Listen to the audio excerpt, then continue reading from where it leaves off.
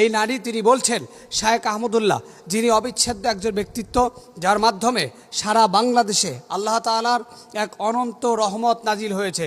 অর্থাৎ বাংলাদেশে আলেমদেরকে নিয়ে যারা সমালোচনা করত, সেই আলেমদেরই একজন শায়েখ আহমদুল্লাহ, যার নেতৃত্বে আস-সুন্নাহ ফাউন্ডেশনের মাধ্যমে সারা বাংলাদেশে সমাজ অবকাঠামো, দেশ ও জাতির উন্নয়নে তিনি কাজ করে যাচ্ছেন। সেই শায়েখ আহমদুল্লাহকে বলা হচ্ছে তিনি নাকি ভিক্ষাবৃত্ত করে চালান এবং মানুষের কাছে ভিক্ষা চেয়েছে, তারপরে নাকি তিনি এই ফাউন্ডেশন পরিচালনা করেন। এমনকি এই শব্দ বলেই তিনি ক্ষান্ত হন নাই, তিনি আরও বলেছেন শরিয়া আইনের উপর আমি থুথু মারি না, ওযুবিল্লাহি মিন যালিক।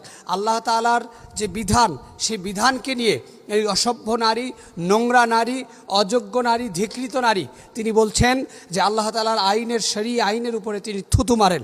শুধু তাই নয়, শরিয়া আইনের যে পর্দার কথাটা, সেই পর্দার কথা তিনি বলেছেন যে এই পর্দা এটা নাকি ইহুদিদের ট্রেডিশন এবং সেটাকেই মুসলমানরা গ্রহণ করেছে, এবং ভাইয়ের সাথে বোনের কিসের পর্দা, তিনি যাদেরকে দেখছেন তাদেরকে ভাই বলছেন। অথচ বিভিন্ন প্ল্যাটফর্মে তার ছবি আমরা দেখেছি, তার ভিডিও আমরা দেখেছি, তার অস্তিত্ব, তার নারীত্বের নোংরামি আমরা তা দেখেছি। সেই জায়গাটাতে আমরা লজ্জিত হয়েছি।